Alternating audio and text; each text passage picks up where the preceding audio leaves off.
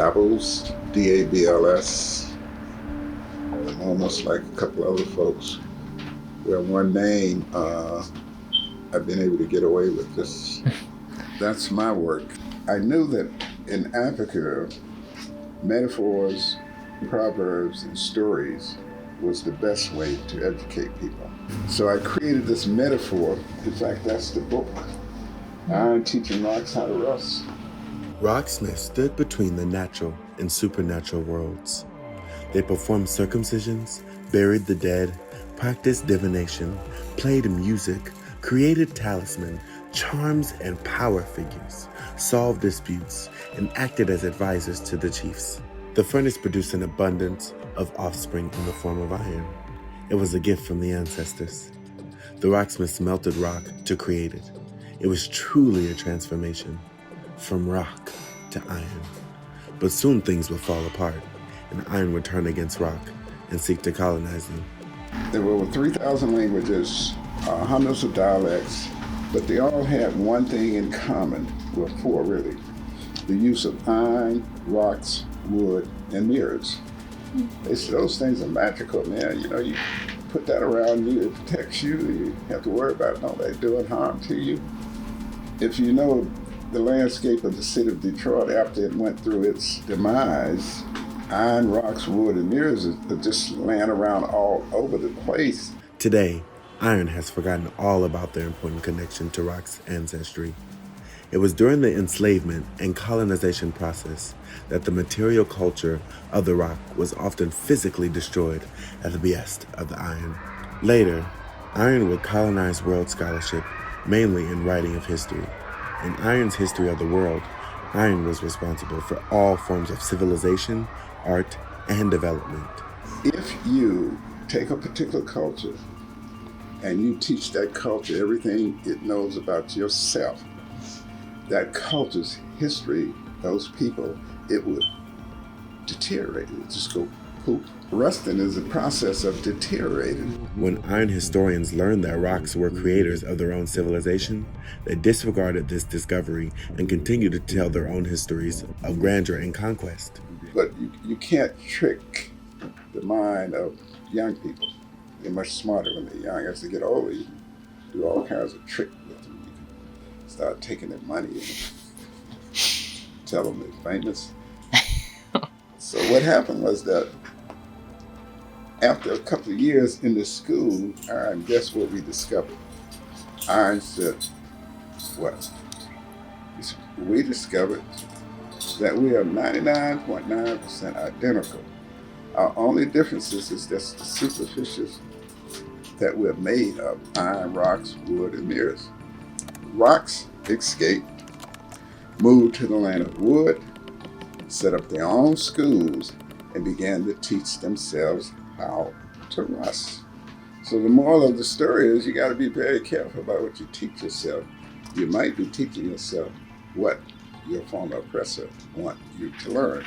But that which made rocks was still alive in them. Rock's history lay, psychologically and spiritually, deep in rock's genetic pool, waiting to immerse. This history and its immerse held the key to rock's mental emancipation. Wood experienced a similar stress when iron colonized their land. Wood fought a 100-year war to secure woodland, while iron was enslaving rocks. In fact, rocks sided with the iron and fought in the war against wood. Iron colonized and settled in woodland and wanted to declare it ironland. Iron's Declaration of Independence, which proclaimed the right of all iron to liberty, equality, and the pursuit of happiness, excluded rock and wood from its application. In the woodland that iron now claimed for itself, rocks are taught iron's law, iron's concept of beauty, and iron's religions.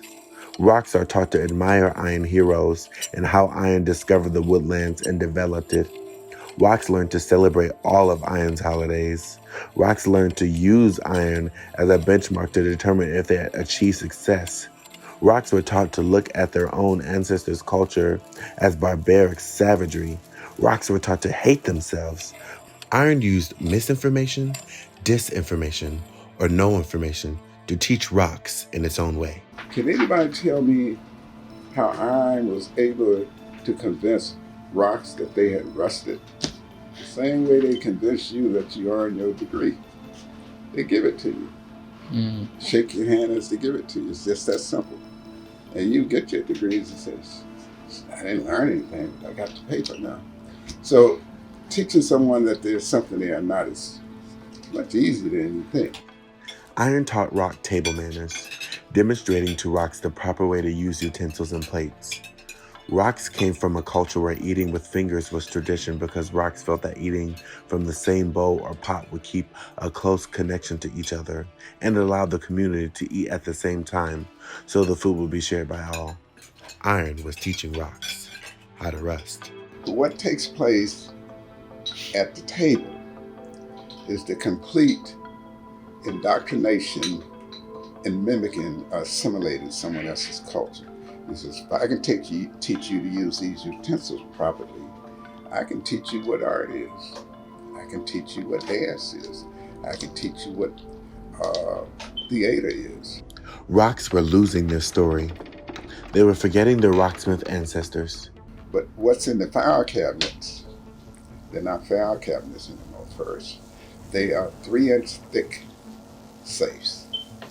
That electric cord that's running around the elevator cable, that's an electric cord. It will shock you and fry your ass if you touch it. There's a moat running around it. There are sharks in the moat. Now you have to ask yourself, why would iron want to put all this kind of protection around and put this stuff in the safe? What is it? It's your history. If I can disconnect you from your history and keep you away from your history, then your total you will be mimic and assimilate what is available because we're social people.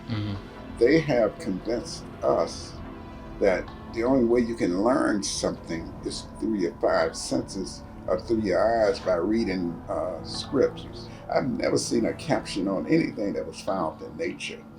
That you just say, oh man, this has got to be some valuable shit here. Look at how nice it looks. So you assess it based on the sensors that go off.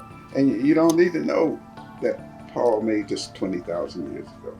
Rocks began to rediscover their past and to correct their story. Rocks who spoke of rocks' history and declared that all rocks must come to learn and embrace this story were thrown into the detention center. Wood and iron who supported the rocks movement were also thrown into the detention center.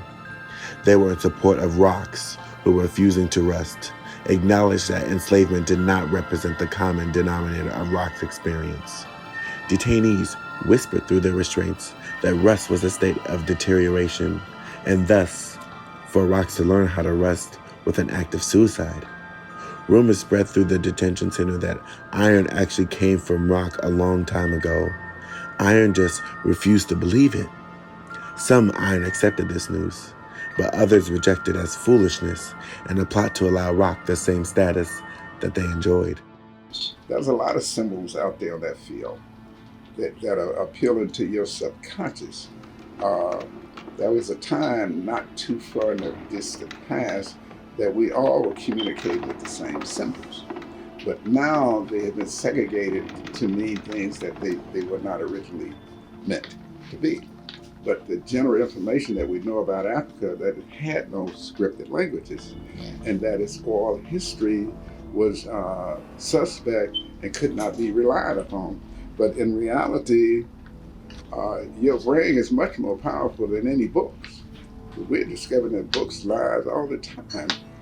Iron, rocks, and wood are still trying to find ways to stop iron forcing others to rust. Rock's story is a clock used to tell their political and cultural time of day. It is also a compass that rock uses to find themselves on the map of rock's geography. The relationship of rock's story to rocks is the same as the relationship of Mother Rock to her child. Rock's story tells rock where they have been, what they have been, where they are, and what they are. Most importantly, rock's story tells rock what they still must be and where they still must go.